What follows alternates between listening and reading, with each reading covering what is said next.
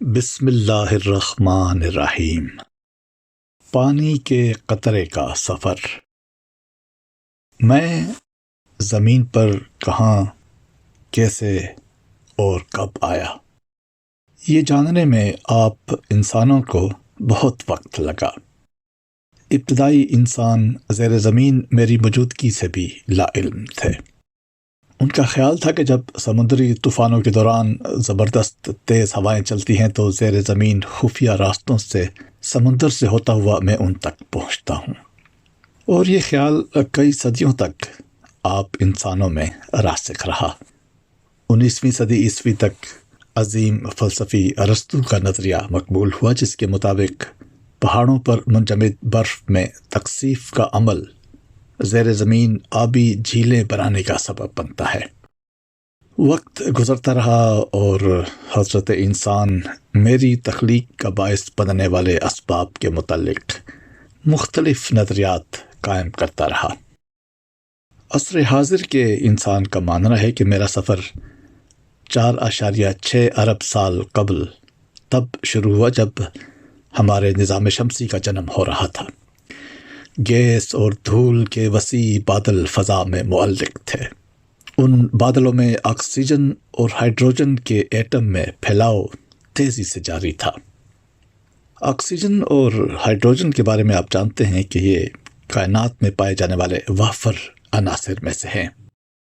کئی ملین سال کے دوران انتہائی رد عمل کے حامل ان دونوں عناصر کا تعامل ہوا۔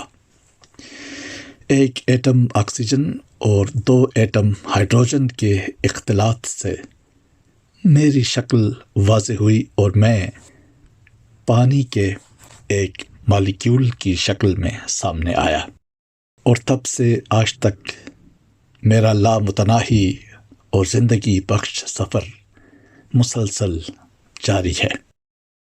دھول کے وسیع بادلوں میں ہائیڈروجن اور آکسیجن کے ملاپ سے بننے والے پانی کے قطرے آہستہ آہستہ برف کے کرسٹل میں ڈھلنا شروع ہوئے۔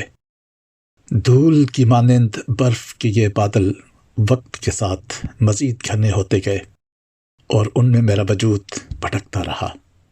کشش ثقل ان بادلوں پر زور آزمائی کرتی رہی، اور میرا وجود بھی بادلوں کی اطاعت میں خلا میں چاروں طرف کسی دیوانے کی مانند محو رقص تھا۔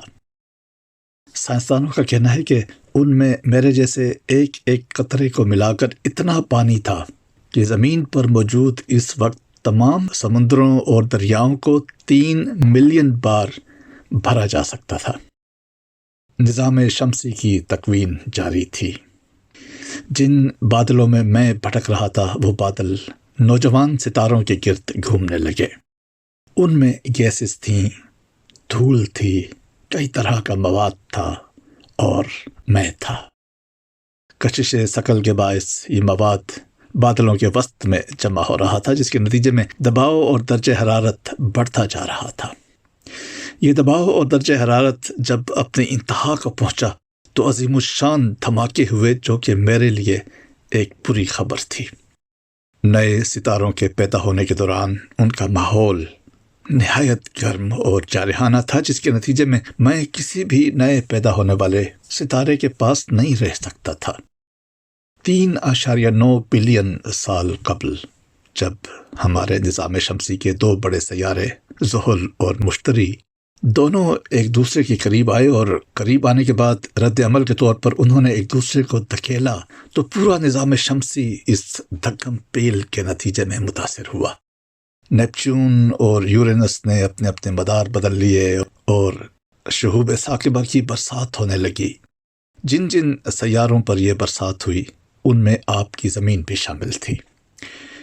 ان شہوب ثاقبہ کے معائنہ سے پتہ چلا کہ ان میں بہت سارے منرل کے ساتھ میرے مالیکیول بھی شامل ہیں، لیکن یہ اتنے زیادہ نہیں تھے کہ زمین پر میری اتنی بڑی مقدار میں موجودگی کی دلیل ہوتے۔